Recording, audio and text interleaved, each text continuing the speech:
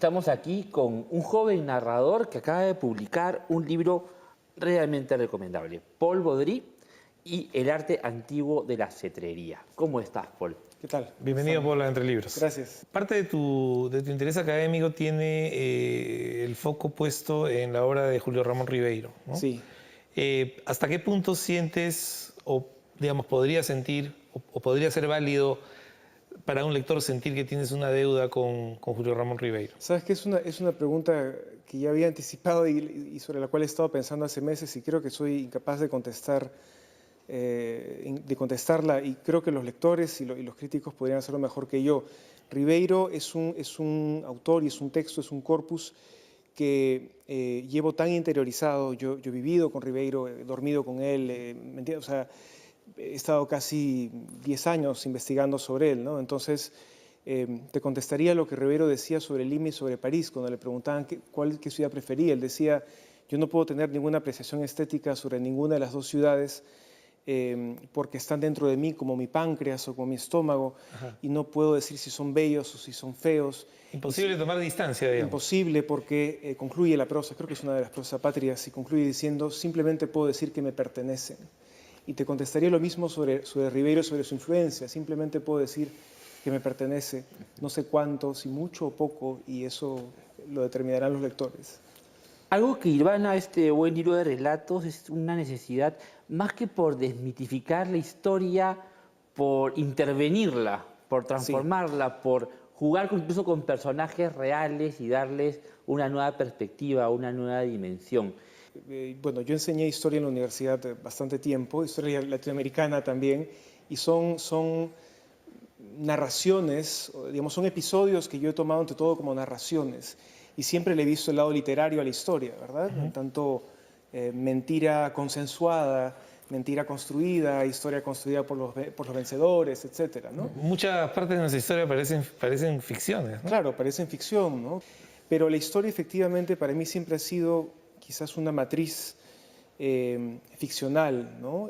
Incluso en la concatenación, incluso en el momento de pensar la historia, en enseñarla y hacerla entender a los demás, problematizarla, uno piensa del mismo modo como piensa un narrador o un lector, es decir, cuando uno intenta ver las bisagras temporales en un periodo, ¿no? Para entender una evolución histórica, hace la misma operación mental que cuando intenta entender la estructura de una novela, por ejemplo. Bueno, ¿no? Es un relato la historia, ¿no? Claro, o sea, es un relato. Finalmente es eso, ¿no? Claro, exactamente. Entonces, la manera de intervenir la historia es como lector, ¿no?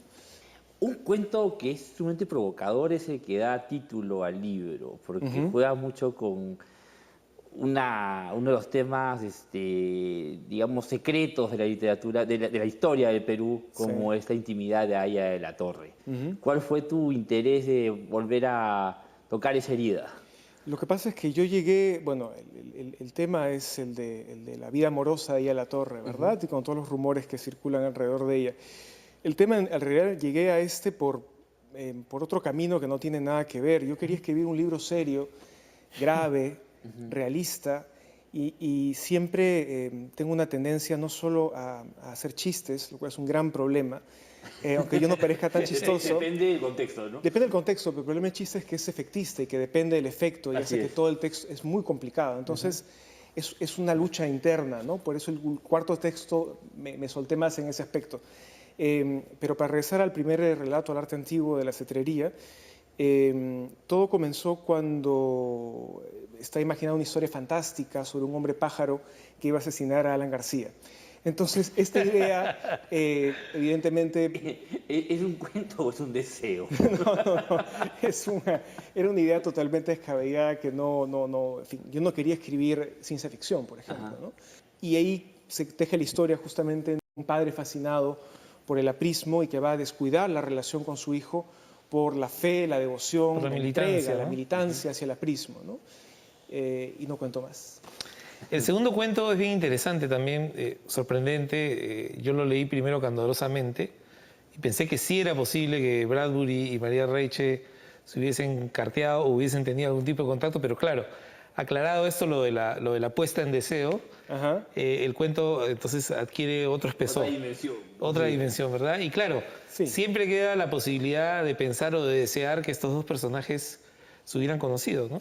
Claro, el cuento juega sobre este posible, ¿no? Yo creo que la literatura es un ejercicio sobre lo posible, ¿no?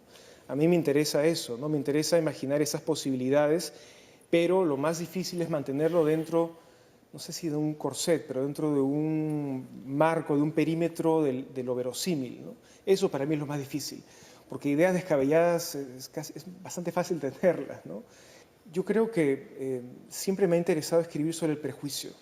Me parece mucho más rico escribir sobre la deformación, o cómo deforma el otro, ¿no? Cómo cada uno deforma a los otros a través de sus prejuicios, que describirlos de manera, en fin, qué sé yo, objetiva, ¿no? Entonces era mucho más rico que cada uno imaginara al otro a la distancia. Aparte son lectores, ¿no? Es una María Reige lectora de la aburrida obra de Bradbury, claro. según ella, y un lector fascinado por la obra de Reige, porque Bradbury necesita, en fin, inspirarse del desierto, ¿no? Para las crónicas marcianas. Muy bien, Paul.